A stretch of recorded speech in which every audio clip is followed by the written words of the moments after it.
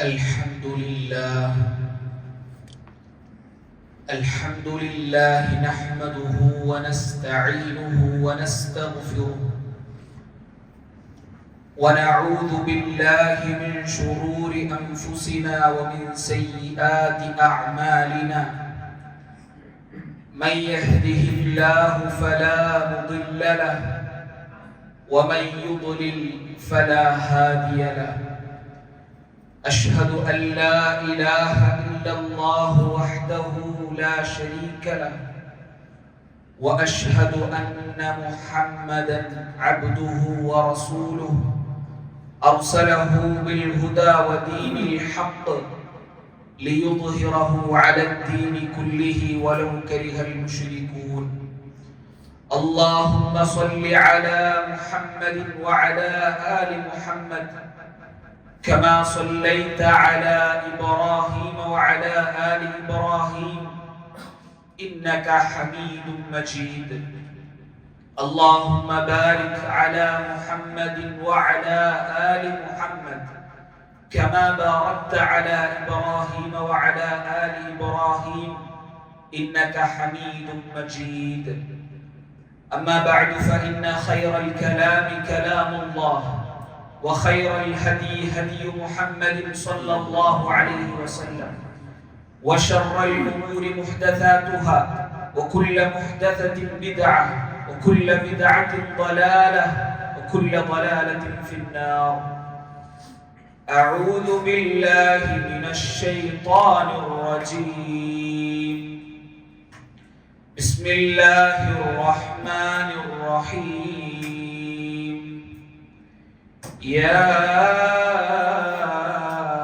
أيها الناس اتقوا ربكم الذي خلقكم من نفس واحدة وخلق منها زوجها وبث منهما رجالا كثيرا ونساء واتقوا الله الذي تساءلون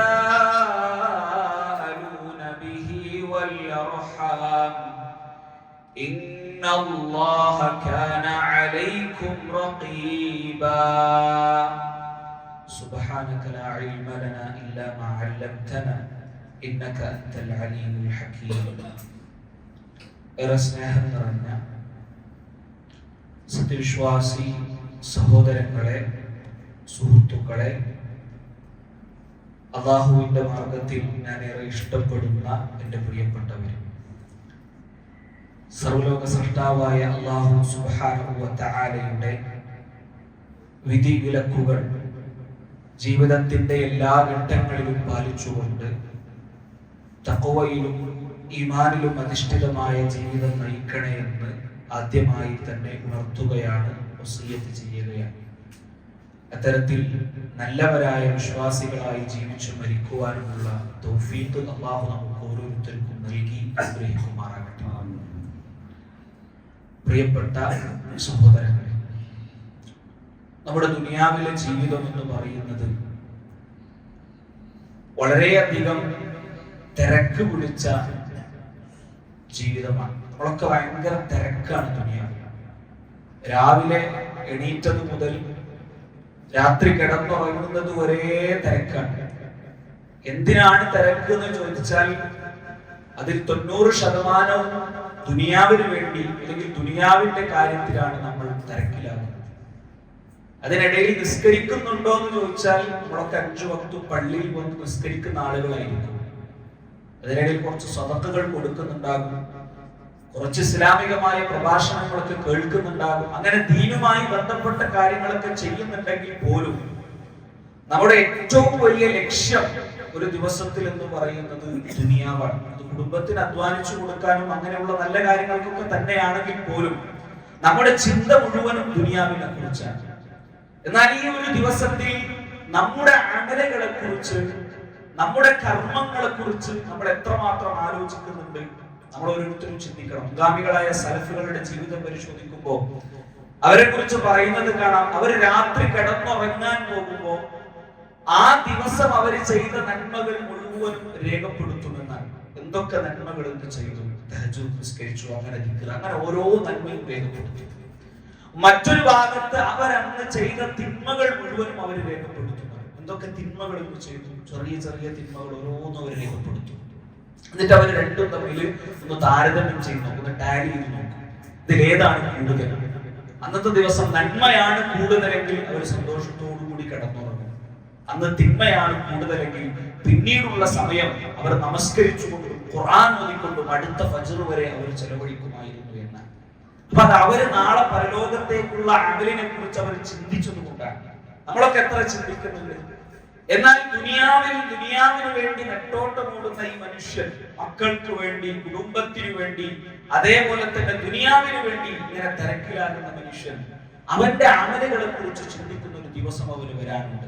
നമുക്ക് എല്ലാവർക്കും അറിയുന്നതല്ല, അവന്റെ അമലുകളെ കുറിച്ച് മാത്രമായിരിക്കും അന്നത്തെ ദിവസം അവന്റെ ചിന്ത. അതാണ് അല്ലാഹു സുബ്ഹാനഹു വ തആല സൂറത്തുൻ നാസിആത്തിലെ 35-ാമത്തെ ആയത്തിലൂടെ പറയുന്നത്. എന്താണ്? യൗമ, ഒരു ദിവസം നിങ്ങൾക്ക് വരാനുണ്ട്. ആ ദിവസത്തിന്റെ പ്രത്യേകത എന്താ? നിങ്ങൾക്ക് വരുന്ന വളരെയധികം ഭീകരമായ ഒരു ദിവസം നിങ്ങൾക്ക് വരുന്ന ഒരു ദിവസമുണ്ട്. ആ ദിവസത്തിന്റെ പ്രത്യേകത എന്താ? എന്ന് മനുഷ്യൻ ആലോചിച്ചുകൊണ്ടിരിക്കും, ചിന്തിച്ചുകൊണ്ടിരിക്കും, അവൻ ഓർത്തെടുക്കുമെന്ന്. എന്തിനെ കുറിച്ചാണ്? അവൻ ചെയ്ത അമലുകളെ കുറിച്ച് അവൻ ഓർത്തെടുക്കുമെന്നാണ്. ആ ദിവസം വന്നെത്തിക്കഴിഞ്ഞാൽ, പരലോകത്ത് റബ്ബിന്റെ മുമ്പിൽ എത്തിക്കഴിഞ്ഞാൽ, അന്ന് പിന്നെ മനുഷ്യൻ ചിന്തിക്കുന്നത് അവന്റെ അമലുകളെ കുറിച്ച് മാത്രം. അവിടെ അത് മാത്രമാണ്. താൻ എന്താണ് ചെയ്തത്, തന്റെ ദുനിയാവിലെ ജീവിതത്തിൽ താൻ ചെയ്ത അമലുകൾ എന്താണ്, അത് നല്ലതാകട്ടെ ചീത്തയാകട്ടെ, എന്താണ് അവൻ ചെയ്തത്, അതിനെ കുറിച്ച് മാത്രമായിരിക്കും അന്നത്തെ ദിവസം അവന് ചിന്ത. അപ്പൊ നമുക്കെല്ലാവർക്കും അറിയാം ഇങ്ങനെ ഒരു ദിവസം നമ്മുടെ ജീവിതത്തിലേക്ക് വരാനുണ്ട്. നമുക്കെല്ലാവർക്കും ബോധമുള്ള കാര്യമാണ്. പക്ഷെ നമ്മൾ അതിലേക്ക് എത്തിപ്പെടുന്നില്ല എന്നതാണ് യാഥാർത്ഥ്യം. നോക്കൂ നിങ്ങൾ, ഈ ആയത്തിൽ തുടർന്നുകൊണ്ട് അള്ളാഹു പറയുന്നത് എന്താ? അവിടെ രണ്ട് വിഭാഗം ആളുകൾ ഉണ്ടാകും. രണ്ട് വിഭാഗം. ഈ അമലുകളെ കുറിച്ച്, എല്ലാവരും അമലുകളെ കുറിച്ചായിരിക്കും ചിന്തിക്കുക. പക്ഷെ അന്ന് രണ്ട് വിഭാഗം ആളുകളുണ്ടാവും. ഒന്നാമത്തെ ആളുകൾ എന്താണ്? ദുനിയാവിലെ ജീവിതത്തിന് പ്രാധാന്യം നൽകി ജീവിച്ച ആളുകൾ. ദുനിയാവ് അധ്വാനിച്ച ആളുകൾ എന്നല്ല പറഞ്ഞത്. ദുനിയാവ് അധ്വാനിക്കുക എന്നുള്ളത് അനിവാര്യമാണ്. ഇവിടെ ജീവിക്കണമെങ്കിൽ നമ്മൾ ദുനിയാവ് അധ്വാനിക്കണം, ദുനിയാവിൽ നമ്മൾ പണിയെടുക്കണം, ദുനിയാവിൽ കച്ചവടം നടത്തണം, മക്കളെ പോറ്റണം, അതൊക്കെ ചെയ്യണം. പക്ഷെ ഇവരുടെ പ്രത്യേകത ദുനിയാവിലെ ജീവിതത്തിന് പ്രാധാന്യം നൽകി ജീവിച്ച ആളുകളാണ് അവർ എന്നാണ് അല്ലാഹു സുബ്ഹാനഹു വ തആല. ഇതാണ് ശരിക്കും നമ്മുടെ ഓരോരുത്തരുടെയും യാഥാർത്ഥ്യം. നമ്മുടെ അവസ്ഥ തന്നെയാണ്. ദുനിയാവിലെ ജീവിതത്തിന് പ്രാധാന്യം നൽകിയിട്ടാണ് നാം ഓരോരുത്തരും ജീവിക്കുന്നത്. ഒരു ചെറിയ ഉദാഹരണം ഞാൻ പറയാം. ഒരു വ്യക്തി ഒരു സാധനം ഉണ്ടാക്കി, കുറെ പണിയെടുത്ത് ഒരു പ്രൊഡക്റ്റ് ഒരാൾ ഉണ്ടാക്കി. അത് ഉണ്ടാക്കി മാർക്കറ്റിലേക്ക് ഇറക്കുന്ന സമയത്ത് ആളുകളോട് ആ പ്രൊഡക്റ്റിന്റെ നല്ല കാര്യങ്ങൾ മാത്രമായിരിക്കും പറയാം. നമ്മള് പിന്നെ മൊബൈലിലൊക്കെ വരുന്ന ആഡുകളൊക്കെ ഒന്ന് പരിശോധിച്ച് നോക്കി, നമ്മളോ അങ്ങാടിയിലേക്ക് പോകുമ്പോൾ ഒരു സാധനത്തിന്റെ പോസിറ്റീവായ നല്ല വശങ്ങൾ മാത്രമേ പറയുള്ളൂ. അതിന് വളരെ മോശമായ വശങ്ങളൊക്കെ കുറെ ഉണ്ടാവും, പക്ഷെ അതൊന്നും പറയില്ല, നല്ലത് മാത്രമേ പറയുള്ളൂ. അതാണ് ഒരാൾ ഒരു വസ്തു ഉണ്ടാക്കിയാൽ അയാളുടെ വസ്തുവിനെ കുറിച്ച് നല്ലത് മാത്രമേ പറയുള്ളൂ. നിങ്ങൾ ഈ പ്രപഞ്ചത്തെ കുറിച്ച് ഒന്ന് ചിന്തിച്ചു നോക്കി. എന്തൊക്കെ പ്രപഞ്ചത്തിൽ എന്തൊക്കെ അത്ഭുതങ്ങളാണ് അല്ലാഹു ഉണ്ടാക്കി വെച്ചത്, അല്ലെ? രാത്രിയാകട്ടെ പകലാകട്ടെ, അതിനെ കുറിച്ചൊക്കെ പറയുമ്പോൾ അള്ളാന്റെ ദൃഷ്ടാന്തമാണ്. ആ ദുനിയാവിനെ കുറിച്ച് അള്ള എന്താ പറഞ്ഞത്? നിനക്ക് ഉണ്ടാക്കിയത് അള്ളയാണ്. ആ അള്ള ദുനിയാവിനെ കുറിച്ച് പറഞ്ഞെന്താ? ഇന്നമൽ ഹയാത്തു ദുനിയ ലഇബുൻ വലഹു. ദുനിയാവിലെ ജീവിതം വെറും ഒരു കളിതമാശ മാത്രമാണ്. അത്രയ്ക്ക് വലിയ ദുനിയാവ് പ്രപഞ്ചമുണ്ടാക്കി ജനങ്ങൾ ഇതിനെ, മനുഷ്യന്മാർ ഇതിനെ കാണുമ്പോൾ അത്ഭുതപ്പെടണം. അത് കാണാൻ വേണ്ടി കിലോമീറ്ററുകളോളം യാത്ര ചെയ്യുന്ന ആളുകൾ ഇന്ന് നാട്ടിലുണ്ട്. അത് കാണാൻ വേണ്ടിയാ പോലെ. ആ ദുനിയാവിനെ കുറിച്ച്, ആ ദുനിയാവിനെ ഉണ്ടാക്കിയ റബ്ബ് പറയാണ് ലഇബുൻ വലഹൂൻ, അത് വെറും ഒരു കളിതമാശ മാത്രമാണ് എന്ന്. വളരെ വിശാലമായിക്കൊണ്ട് അതിനെ പരിശുദ്ധ ഖുർആനിൽ നമുക്ക് പറയുന്നു, യഅലമു, നിങ്ങൾ തിരിച്ചറിയണം, അന്നമൽ ഹയാത്തു ദുനിയ ലഇബുൻ വലഹൂൻ വസീനത്തുൻ, അത് വെറും ഒരു ഭംഗിക്ക് മാത്രമാണ്. പിന്നെ എനിക്ക് കുറെ സമ്പത്തുണ്ട്, എനിക്ക് വലിയ വണ്ടിയുണ്ട്, എനിക്ക് വലിയ വീടുണ്ട്, ഇങ്ങനെ ആളുകൾക്കിടയിൽ പൊങ്ങച്ചം പറഞ്ഞ് നടക്കുവാനും ആളുകൾക്കിടയിൽ അഭിമാനം കൊള്ളുവാനും അല്ലാഹു സുബ്ഹാനഹു വ തആല ഉണ്ടാക്കിയ ഒരു ലഅബും ഒരു കളിതമാശ മാത്രമാണ്.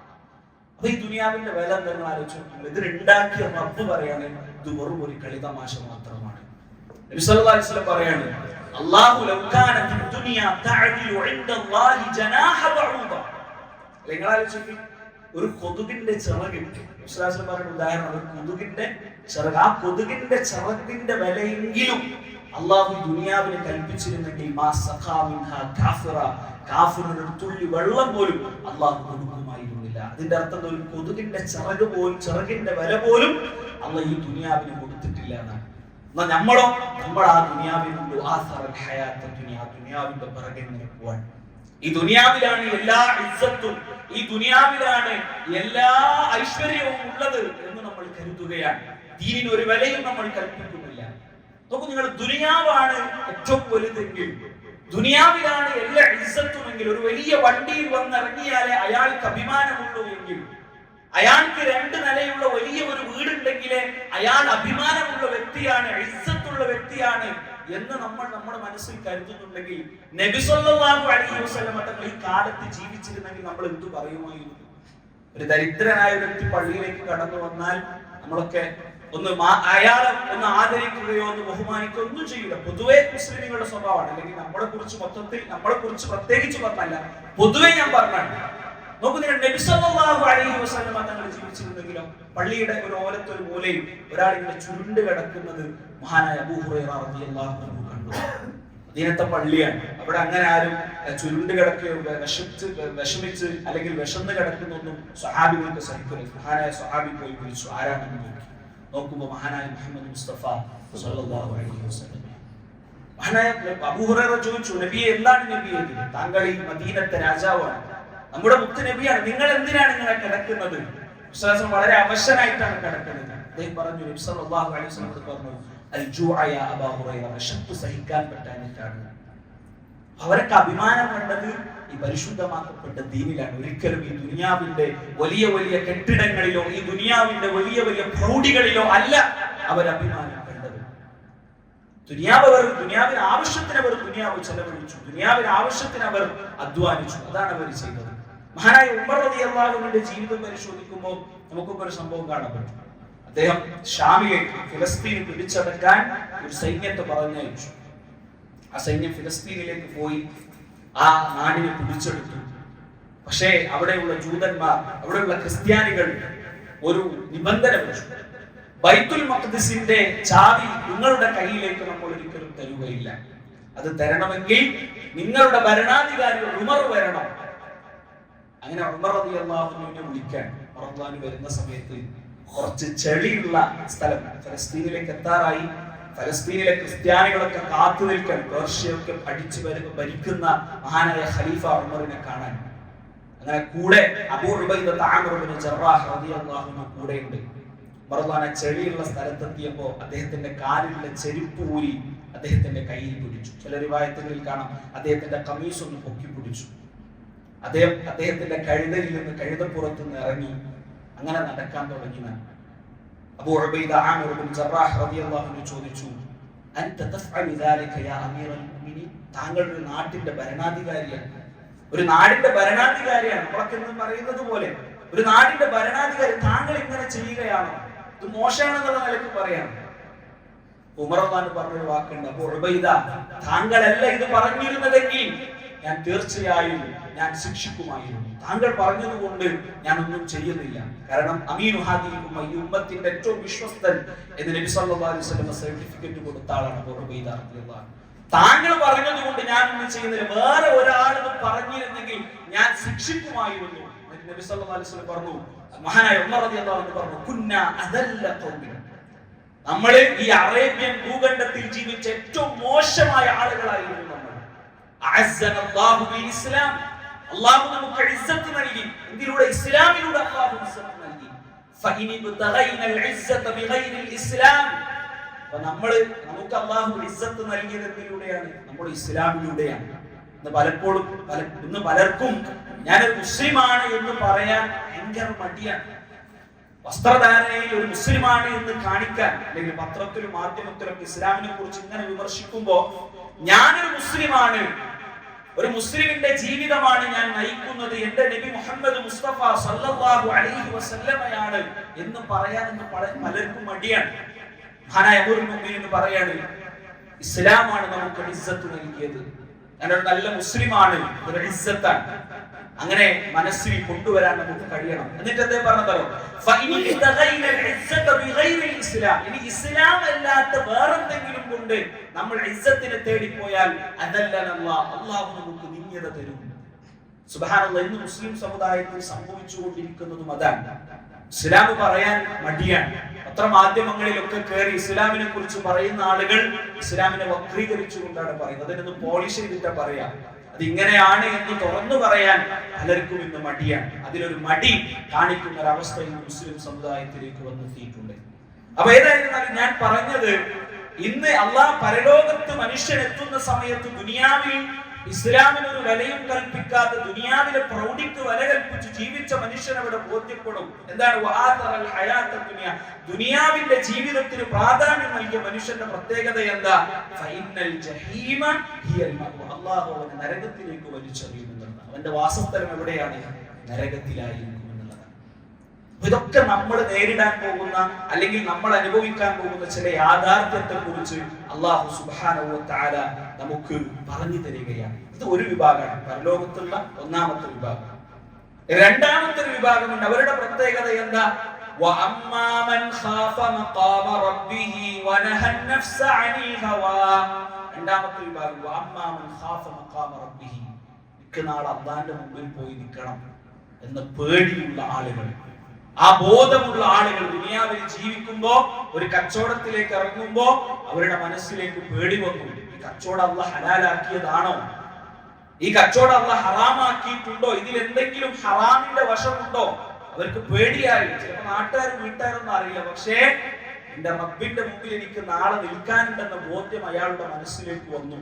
അതുകൊണ്ട് അയാൾ അത് ഒഴിവാക്കി, കച്ചവടം വേണ്ടാന്ന് വിചാരിച്ചു. ഒരു പുതിയ വീട് വെക്കുന്ന സമയത്ത് വലിയ വീട് ഉണ്ടാക്കണമെങ്കിൽ ബാങ്കിൽ പോയി ലോൺ എടുക്കണം. ബാങ്കിലേക്ക് പോകുമ്പോ അയാൾ ഓർത്തു, നാളെ എനിക്ക് റബ്ബിന്റെ മുമ്പിൽ നിൽക്കാനുള്ളതാണ്. എന്റെ റബ്ബ് എന്നോട് ചോദിച്ചാൽ ഞാൻ എന്തു പറയുമെന്ന് പേടിച്ച് അതിൽ നിന്ന് പിന്മാറി ഒരു ചെറിയ വീട് അയാൾ വെച്ചു. ഒരു വണ്ടി വാങ്ങുമ്പോ വലിയ വണ്ടി വാങ്ങണമെങ്കിൽ എന്റെ കയ്യിൽ കാശില്ല. അപ്പൊ ലോൺ എടുത്തിട്ടാണ് എനിക്ക് ആ വലിയ വണ്ടി വാങ്ങാൻ പറ്റുക. പക്ഷെ എന്റെ റബ്ബ് നാളെ റബ്ബിന്റെ മുമ്പിൽ നിൽക്കുമ്പോൾ ഞാൻ എന്ത് മറുപടി പറയും എന്ന് പേടിച്ച് അയാൾ തൽക്കാലം പിറകോട്ട് മാറി ഒരു ചെറിയ വണ്ടി വാങ്ങി അതിൽ അയാൾ സഞ്ചരിക്കാൻ തുടങ്ങി. ഇങ്ങനെ അല്ലാഹുവിനെ പേടിച്ച ആളുകൾ അവർക്കുള്ളതാണ് അല്ലാഹുവിന്റെ സ്വർഗ്ഗം. എത്രവത്താണെന്നറിയാം. പരലോകത്ത് പോയാൽ ഇതിന് രണ്ടിനും നടുവിലുള്ള ആളുകൾ ഇല്ല. പക്ഷെ ദുനിയാവിലുണ്ട്. പരലോകത്തെ രണ്ട് വിഭാഗങ്ങൾ. ഒന്ന് ദുനിയാവിന് പ്രാധാന്യം നൽകി ജീവിച്ച ആളുകൾ, രണ്ട് അല്ലാഹുവിനെ പേടിച്ച് ജീവിച്ച ആളുകൾ. ദുനിയാവിന് പ്രാധാന്യം നൽകിയവർ നരകത്തിലേക്കും അല്ലാഹുവിനെ പേടിച്ചവർ സ്വർഗത്തിലേക്കുമാണ്. മൂന്നാമത്തെ വിഭാഗം പരലോകത്തില്ല. എന്നാൽ ദുനിയാവിലുണ്ട് മൂന്നാമത്തെ വിഭാഗം. അതേതാണ്? അല്ലാഹു പറയുന്നുണ്ട്, ഒരറ്റത്ത് നിന്ന് അല്ലാഹുവിനെ ആരാധിക്കുന്ന ആളുകൾ, ഒരറ്റത്ത് നിന്ന് ആരാധിക്കുന്ന ആളുകൾ. അത് എന്താണ് ഇതിന്റെ പ്രത്യേകത? പണ്ഡിതന്മാർ പഠിപ്പിച്ചു തരുന്നത് കാണാം. അവർക്ക് ആവശ്യമുള്ളത് അവരെടുക്കും. തിരിഞ്ഞ് അവർക്ക് ആവശ്യമുള്ളത് എടുക്കും. അവർക്ക് സമാധാനമായിട്ട് നിസ്കാരവും നോമ്പൊക്കെ ആരും വിമർശിക്കാത്ത കാര്യമാണ്. അവർക്ക് സമാധാനമായിട്ട് ചെയ്യാൻ പറ്റും. അതൊക്കെ അവരെടുക്കും. എന്നാലോ അവർക്ക് ബുദ്ധിമുട്ട് തോന്നുന്നതിന് അവർ ഒഴിവാക്കും. അപ്പൊ അല്ല നീട്ടി താടിയൊക്കെ നീട്ടി അങ്ങാടിയിലേക്ക് ഇറങ്ങിയ ആളുകളൊക്കെ ഇങ്ങനെ നോക്കും. അപ്പൊ അത് വേണ്ട, അത് ഒഴിവാക്കി. പാന്റ് നെരിയാണിക്ക് മുകളിൽ ഇങ്ങനെ ധരിച്ചു നടന്നാൽ ആ നാട്ടുകാരൊക്കെ കളിയാക്കും. വീട്ടുകാരൊക്കെ ഇങ്ങനെ ഒരു മോശമായ കണ്ണുകളിലൂടെ നോക്കും. അപ്പൊ അത് വേണ്ട, അത് ഒഴിവാക്കി. അങ്ങനെ അവർക്ക് ആവശ്യമുള്ളത് മാത്രം എടുത്ത് അല്ലാത്തത് ദീനിൽ നിന്ന് ഒഴിവാക്കുന്ന ചില ആളുകൾ. ഞാൻ എന്റെ ഉദാഹരണം മാത്രം പറഞ്ഞതാണ്. ഒരുപാട് കാര്യങ്ങൾ ഇതിന് ഉദാഹരണമായി പറയാൻ പറ്റും. അങ്ങനെയുള്ള ചില ആളുകൾ എവിടെയുണ്ട്? ദുനിയാവിലുണ്ട്. ഇവർ പരലോകത്ത് പോയ എവിടെയായിരിക്കും? ഇവർ ദുനിയാവിന് പ്രാധാന്യം നൽകിയ ആളുകളുടെ കൂട്ടത്തിലായിരിക്കും. അള്ളാഹു നമ്മെ കാത്തുരക്ഷിക്കട്ടെ. അതുകൊണ്ട് സഹോദരങ്ങളെ, നമ്മൾ മനസ്സിലാക്കേണ്ടത് അള്ളാഹുവിന്റെ മുമ്പിൽ മഖാമ റബ്ബിഹി, അള്ളാഹുവിന്റെ മുമ്പിൽ നിൽക്കണം എന്ന ബോധ്യമാണ് പലപ്പോഴും നമ്മെ തിന്മയിൽ നിന്ന് നന്മയിലേക്ക് നയിക്കുന്നത് എന്ന് നമ്മൾ തിരിച്ചറിയണം. നോക്കൂ, നിങ്ങൾ ഓരോ ദിവസം നമ്മളിൽ നിന്ന് കടന്നു പോകുമ്പോഴും എന്തൊക്കെ വാർത്തകളാണ് പത്രമാധ്യമങ്ങളിലൂടെ നമ്മൾ കേട്ടുകൊണ്ടിരിക്കുന്നത്. അല്ലെ, ഓരോ ദിവസം വ്യത്യസ്തമായ വാർത്തകൾ, വ്യത്യസ്തമായ അപകടങ്ങൾ, വ്യത്യസ്തമായ നമ്മളൊക്കെ അത്ഭുതപ്പെടുന്ന, നമ്മളൊക്കെ പേടിച്ചു പോകുന്ന വാർത്തകൾ നമ്മൾ കേട്ടു. ഇതൊക്കെ കേട്ടിട്ട് മനുഷ്യനെ സംബന്ധിച്ചിടത്തോളം എന്തുകൊണ്ടാണ് അവൻ പരലോകത്തിലേക്ക് അടുക്കാത്തത്? നമുക്ക് നിങ്ങൾ നബി സല്ലല്ലാഹു അലൈഹി വസല്ലമ തങ്ങളിൽ ഞാനിപ്പോ മുകളിൽ പറഞ്ഞ കാര്യങ്ങളൊക്കെ അയാളുടെ ജീവിതത്തിലേക്ക് വരണമെങ്കിൽ ഒരേ ഒരു കാര്യം അയാൾ ശ്രദ്ധിച്ചാൽ മതി. മരണം എന്ന യാഥാർത്ഥ്യത്തെ ഓർത്താൽ മതി. അതുകൊണ്ടാണ് മഹാനായ ഉമർ ബിൻ അബ്ദുൽ അസീസ് റഹിമഹുള്ളയെ കുറിച്ച് പറയുന്നത് കാണാം, അല്ലെങ്കിൽ ഉമർ റളിയല്ലാഹു അൻഹു കുറിച്ച് രണ്ടാളുകളെ കുറിച്ച് പറയപ്പെടുന്നത് അവരുടെ മോതിരത്തിൽ കുത്തിവെച്ചിരുന്നു എന്നാണ്. കഫാബി മൗതി വാഇദൻ യാ ഉമർ, ഉമറെ നിനക്ക് ഉപദേശകനായി മരണം മതി എന്നവർ എഴുതി വെച്ചു. എല്ലാത്തിന്റെ അടിസ്ഥാനത ഈ പറഞ്ഞ കാര്യങ്ങളുടെയൊക്കെ എന്തുകൊണ്ടാണ് നബി സല്ലല്ലാഹു അലൈഹി വസല്ലം പറയുന്ന ഒരു ഹദീസിൽ അബൂ ഹുറൈറ റളിയല്ലാഹു അൻഹു പറയാണ്, നബി തങ്ങൾ മരണത്തെ നമുക്ക് പഠിപ്പിച്ചു തരുന്ന ഒരു ഹദീസാണ്. എന്താണ് മരണം എന്ന് നബി തങ്ങൾ പഠിപ്പിച്ചു തരാൻ, അല്ലെങ്കിൽ മരണത്തെ നിങ്ങൾ പേടിക്കണം എന്ന് നബി തങ്ങൾ നമുക്ക് പഠിപ്പിച്ചു തരുന്ന ഒരു ഹദീസാണ്. ആ ഹദീസിന്റെ വാക്കുകൾ നമ്മൾ ശ്രദ്ധിച്ചു നോക്കിയാൽ മതി. നബി തങ്ങൾ പറയാണ്, അക്സിറു ദിക്റ ഹാദിഹിൽ ലദ്ദാത്ത്, അക്സിറു നിങ്ങൾ അധികരിപ്പിക്കണം എന്നാണ്. എന്തിനധികരിപ്പിക്കണം? നിങ്ങൾ ധാരാളമായി ഓർക്കണം. മറ്റൊരു വാക്കിൽ പറഞ്ഞാൽ നിങ്ങൾ ധാരാളമായി ഓർക്കണം. എന്തിനാണ്?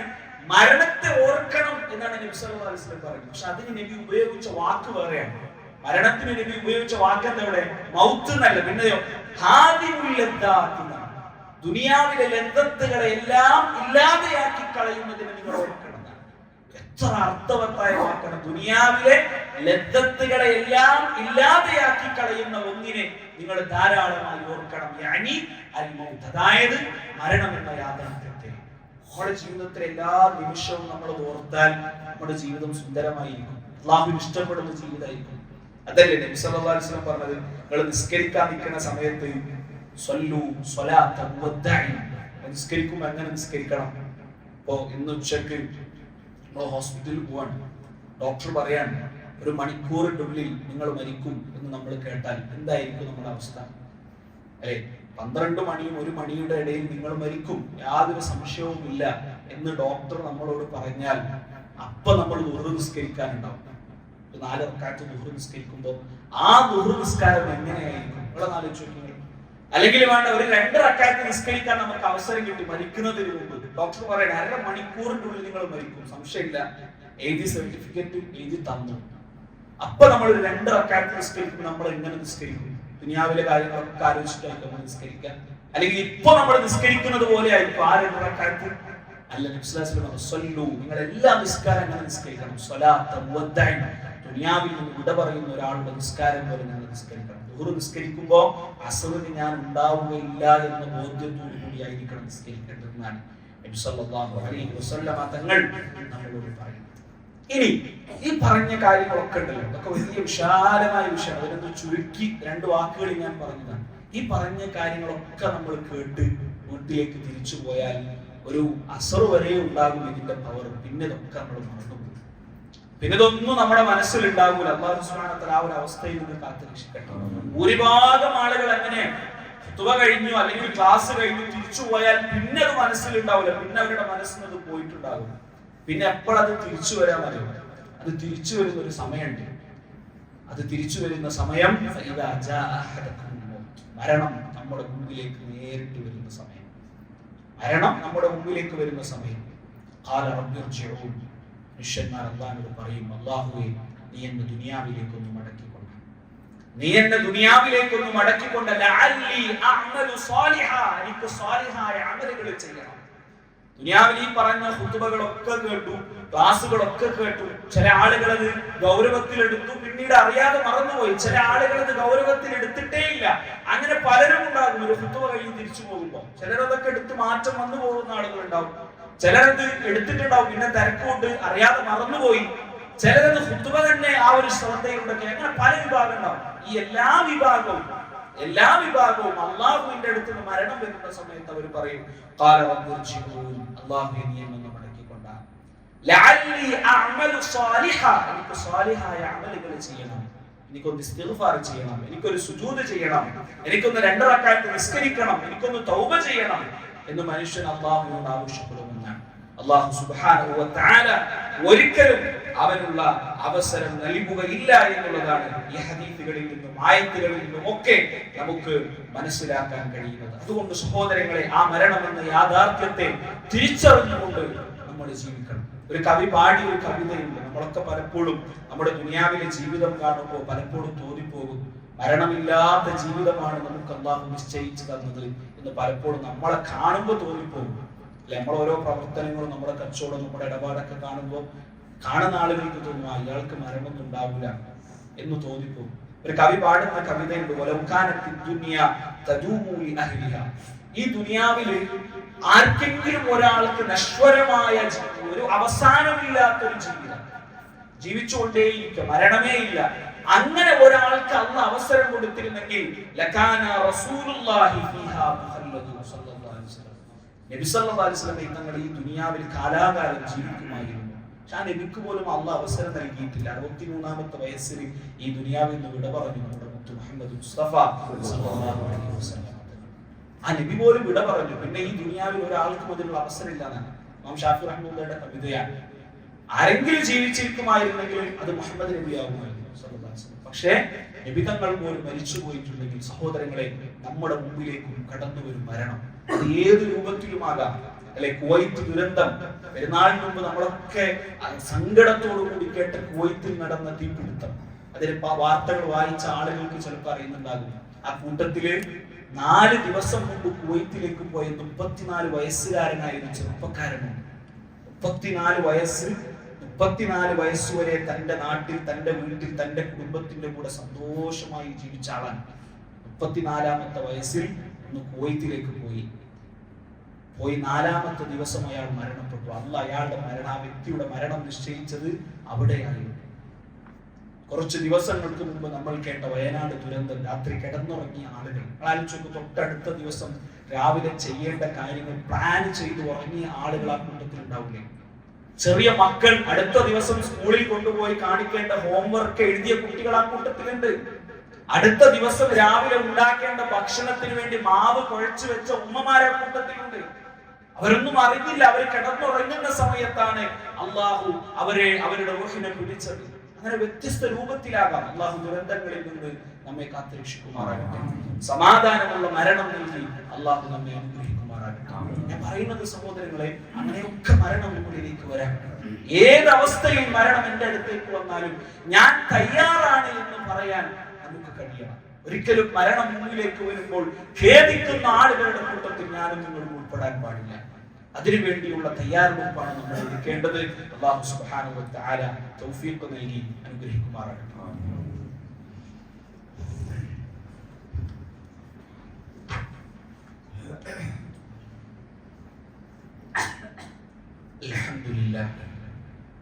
അൽഹംദുലില്ലാഹി റബ്ബിൽ ആലമീൻ والعاقبة للمتقين ولا عدوان إلا على الظالمين وأصلي وأسلم على خاتم الأنبياء والمرسلين وعلى آله وصحبه أجمعين أما بعد أوصيكم بتقوى الله.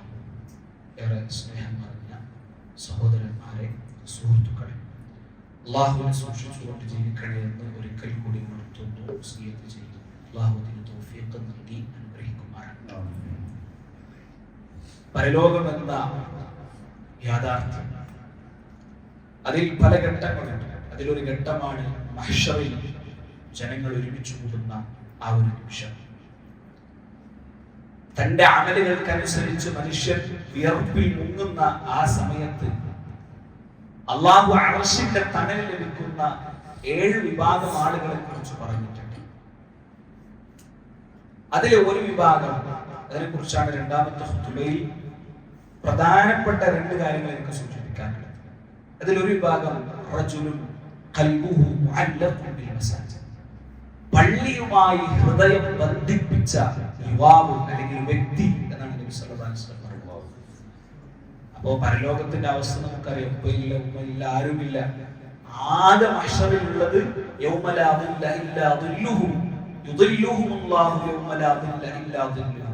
അല്ലാഹുവിന്റെ തണലല്ലാതെ മറ്റൊന്നും നമുക്ക് രക്ഷയില്ലാത്ത സമയത്ത് അല്ലാഹു ഒരു തണലിട്ട് തരും. അല്ലാഹുവിന്റെ തണൽ, അല്ലാഹുവിന്റെ അർശിന്റെ തണൽ.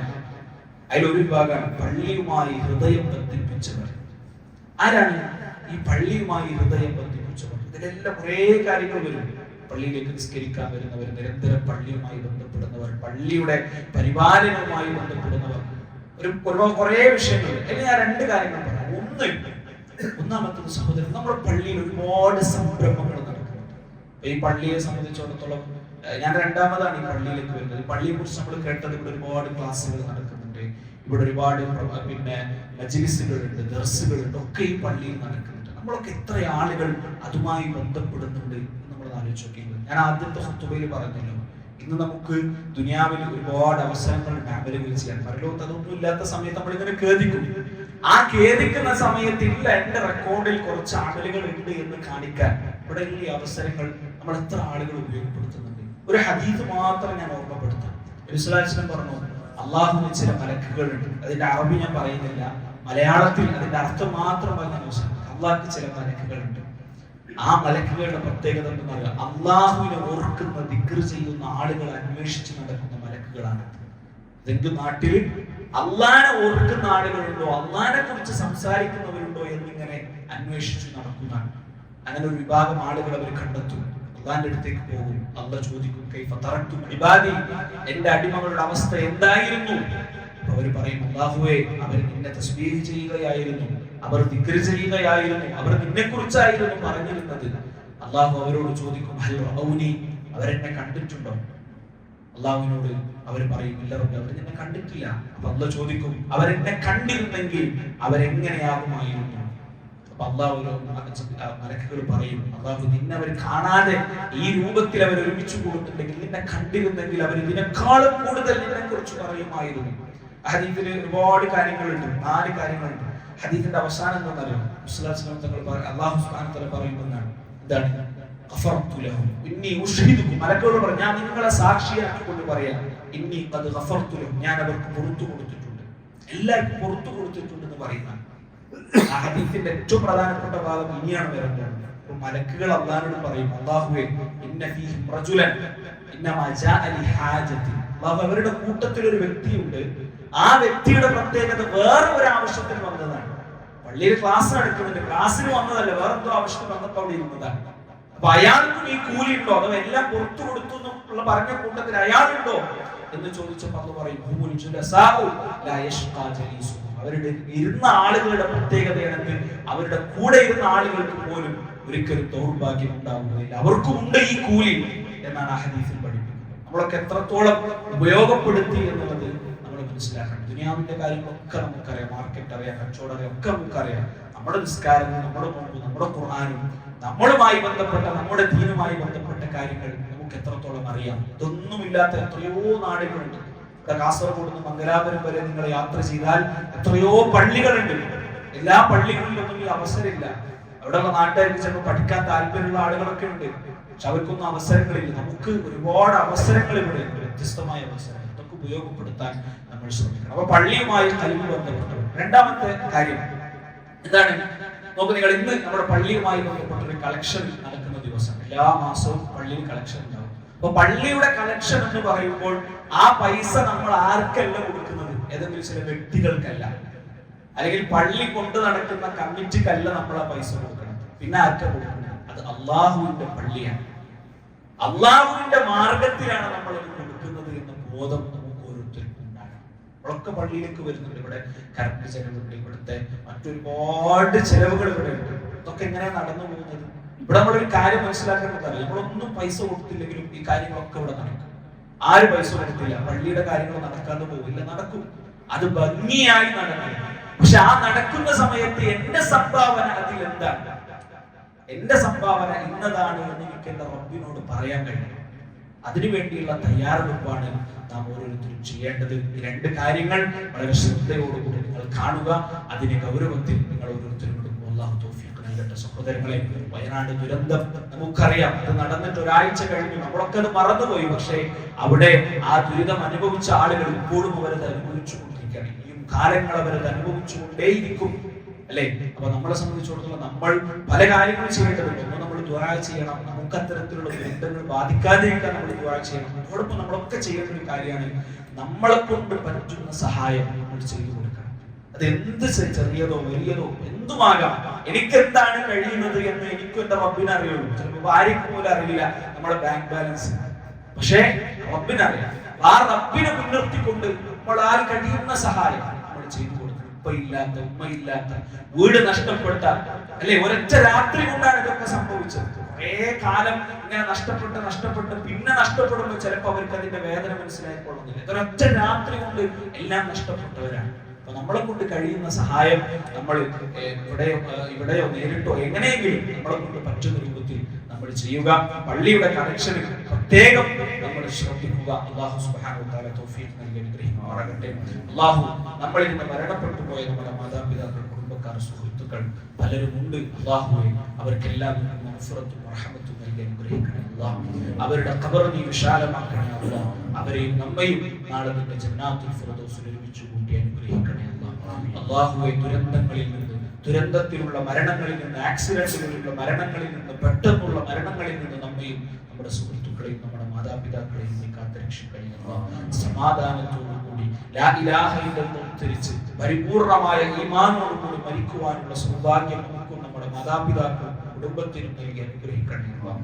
നമ്മളിൽ നിന്ന് മരണപ്പെട്ടു പോയവർക്ക് നീ മഗ്ഫിറത്തും റഹ്മത്തും നൽകണേ അല്ലാഹ്. അല്ലാഹു നമ്മുടെ കൂട്ടത്തിൽ പലതരത്തിലുള്ള പ്രയാസങ്ങളും ബുദ്ധിമുട്ടുകളും നേരിടുന്ന ആളുകളുണ്ട്. കടം കൊണ്ട് ബുദ്ധിമുട്ടുന്നവരുണ്ട്. പലതരത്തിലുള്ള പ്രയാസങ്ങളാണ്. എല്ലാവരുടെ പ്രയാസങ്ങളും ബുദ്ധിമുട്ടുകളും നീ നീക്കി കൊടുക്കണേ അല്ലാഹ്. اللهم اغفر للمؤمنين والمؤمنات والمسلمين والمسلمات الأحياء منهم والأموات. اللهم أعز الإسلام والمسلمين وأذل الشرك والمشركين. اللهم دمر أعداءنا وأعداء الدين. اللهم رب ارحمهما كما ربيانا صغارا. اللهم رب ارحمهما كما ربيانا صغارا. اللهم رب ارحمهما كما ربيانا صغارا. ربنا آتنا في الدنيا حسنة وفي الآخرة حسنة وقنا عذاب النار. صلى الله على نبينا محمد والحمد لله رب العالمين.